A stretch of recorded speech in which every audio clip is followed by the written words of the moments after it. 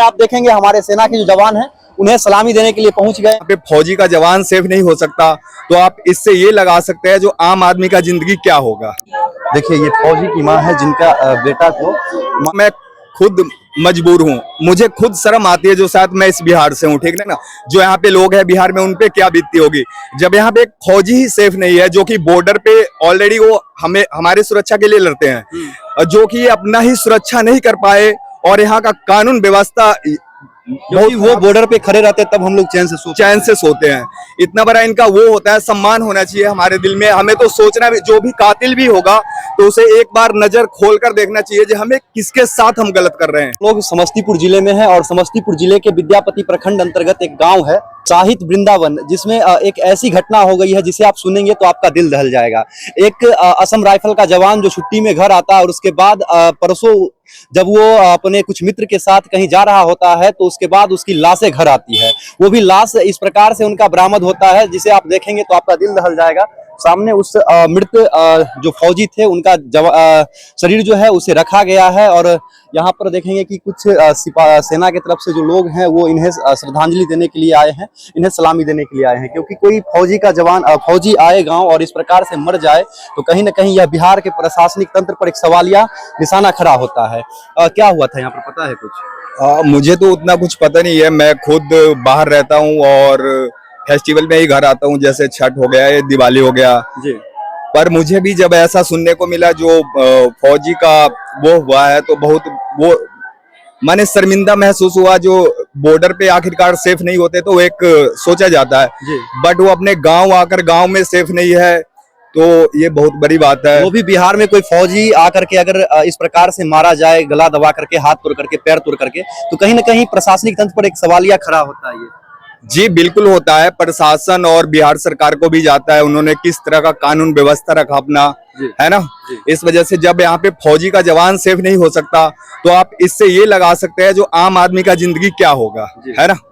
तो इस तरह से यहाँ पे कूटनीतिक की राजनीतिक हो गया, लोगों को बरगला कर रखना, जातिवाद करना, तो ये सब बहुत ही दंडनीय घटना है और सोचने पे मजबूर करता है, ठीक ना। और जो भी हुआ है बहुत बुरा हुआ है और जो भी इसका कातिल है मैं बिहार सरकार से यही आग्रह करूंगा जो जल्द से जल्द गिरफ्त में हो। अच्छा, इसको लेकर के अब फौजी तो मारा गया बेचारा, ये तो बॉर्डर पर मरता तो शहीद कहलाता, लेकिन गांव में आकर के वो भी गला दबा करके मार दिया जाता है। ये क्या हो रहा है बिहार में? सर मैं खुद मजबूर हूँ, मुझे खुद शर्म आती है जो शायद मैं इस बिहार से हूँ, ठीक ना। एक गर्व हुआ करता था जब हम बिहार से कहीं जाते थे, जब गौतम बुद्ध और अच्छे अच्छे लोग यहाँ से डॉक्टर राजेंद्र प्रसाद ये सब जब हुआ करते थे तो उस टाइम हमें सीना चौड़ा होता था। बट आज इस तरह का, जैसे हमारी मंत्री भी कुछ बयानबाजी गलत कर लेते हैं, ठीक ना। अब इस तरह का हत्या से आप ही सोचो ना आपको क्या महसूस होगा, इनकी फैमिली को तो छोड़ो, ठीक ना। जो यहाँ पे लोग हैं बिहार में उन पे क्या बीतती होगी जब यहाँ पे एक फौजी ही सेफ नहीं है जो कि बॉर्डर पे ऑलरेडी वो हमें हमारे सुरक्षा के लिए लड़ते हैं, जो कि अपना ही सुरक्षा नहीं कर पाए और यहाँ का कानून व्यवस्था वो बॉर्डर पे खड़े रहते तब हम लोग चैन से सोते हैं।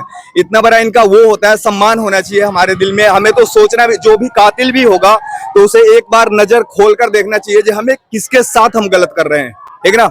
हम तो तुम्हें माफ कर देंगे, हो सकता है भारत माँ तुम्हें माफ ना करे और क्योंकि वो जब फौजी बनता है तो उसके बाद वो भारत माँ का बेटा हो जाता है। भारत माँ का बेटा होता है, वो पूरे देश का बेटा होता है, वो किसी एक माँ बाप का बेटा नहीं होता, ठीक ना। और जब उसे सोचना चाहिए था, अगर नहीं सोचा है तो अंजाम बुरा ही होगा, ठीक ना। और बिहार सरकार और जो भी यहाँ का प्रशासन है, जो भी है, डीएसपी साहब है या चाहे जो भी है, तो उनको जल्द से जल्द संज्ञान में लेना चाहिए, ठीक ना। इस तरह का घटना ना हो और बिल्कुल जल्द से जल्द कातिल को पकड़ा जाए। अच्छा, चुन से कभी मिले थे? हाँ मिले थे। कैसे विचार के थे वो? बहुत अच्छे विचार के थे। अच्छा, इनके साथ इस प्रकार से होना, लगता है कभी किसी से दुश्मनी भी? नहीं, कभी दुश्मनी नहीं था, कभी किसी दुश्मन हो ही नहीं सकता। दुश्मन नहीं था, क्योंकि कोई फौजी घर पे छुट्टी में आता है 15-20 दिन, या जिस प्रवृत्ति का था इसका कोई दुश्मन हो ही नहीं सकता है। इस 100% प्रशासनिक विफलता का यह परिणाम है और कहीं कुछ नहीं है। दुश्मनी नाम से तो हम लोग, ये तो परिवार में, हम टोला में किसी से मुंह खोल के बात नहीं करता जी। इसकी दुश्मनी कहाँ से किसी से? सुनने में आया कि जब गांव आते थे तो सबसे मिलते थे, मिलनसार व्यक्ति थे। उस समय कहीं कोई दिक्कत नहीं था। ये 100% प्रशासनिक विफलता है और ये बर्दाश्त से बाहर की बात है।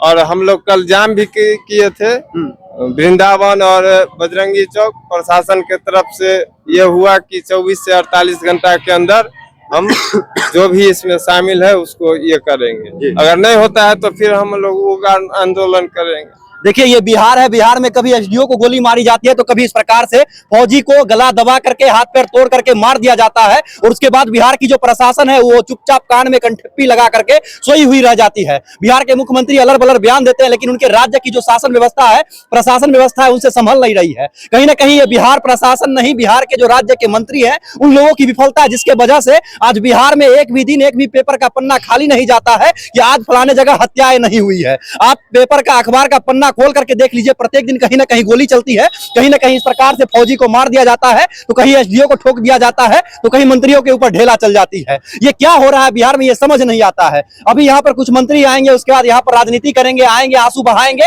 और फौजी के कफन पर राजनीति करके वोट बटोर करके चले जाएंगे। लेकिन उसके बाद भी बिहार में इस प्रकार की घटनाएं होती रहेगी। आज यहाँ पर घटना हुई है, कल समस्तीपुर में किसी और जगह घटना होगी, परसों बेगूसराय में किसी और जगह घटना होगी। लेकिन ये घटना थमने का नाम क्यों नहीं ले रही है? कहीं ना कहीं बिहार के प्रशासनिक तंत्र पर एक बहुत बड़ा सवाल या निशाना है और हो सकता है कि बिहार में अगर इस प्रकार से चलता रहे तो आने वाला समय में राष्ट्रपति शासन लगाना मजबूरी हो जाएगी बिहार में। क्या? बिल्कुल सही बोल रहे हैं आप।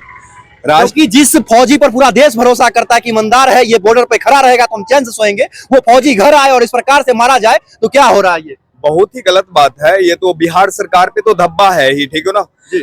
देखो बरगला बयान जो भी देते हैं उनको खुद सोचना चाहिए। जो हम इस तरह के कानून व्यवस्था रखे जो एक परिंदे भी पर मारे ना तो पता चले, ठीक ना। जब उनके अपने सेफ्टी कर सकते हैं तो आप यार ये भी फौजी थे ना। ये तो पूरे देश को रक्षा करते हैं, इनको नहीं सेफ्टी दे सकते थे आप, है ना। और नहीं दे सकते तो अगर चलो इनका जो भी हुआ हो गया है तो उस तरह का आप टाइट कानून करो ना जिससे जल्द से जल्द अरेस्ट हो सके और न्याय। ये जो आप पीछे से देख रहे हैं, ये जनाजा जो निकल रहा है, ये जो लाश की तस्वीर आपको दिख रही होगी, ये एक फौजी का लाश निकाला जा रहा है यहाँ से। क्या? जनाजा नहीं बोलिए। हाँ सही बात है। हम सबको तो देखो इधर आप देखेंगे हमारे सेना के जो जवान हैं उन्हें सलामी देने के लिए पहुंच गए हैं और ये लोग अभी कुछ देर बाद उनको सलामी देंगे और उसके बाद उनका जो शरीर है वो पंचतत्वों में विलीन हो जाएगा। देखिए ये फौजी की माँ है जिनका बेटा को मार दिया गया। आप माँ थे उन फौजी का? हुआ थे माँ है माँ। अच्छा उनका माँ थे आप। कब निकला था आपका बेटा घर से? बाबू हम कहती बोलिया हो, बाबू हमारे चल गए हो, मार दिल का दुश्मन माता में बाबू के पकड़ के, हमारे बाबू के पकड़ के ले गए, मार दिल। देखिए एक फौजी की माँ का दर्द है जो बाबू के पकड़ के ले गए ये कोल्हा के। देखिए सुमन जी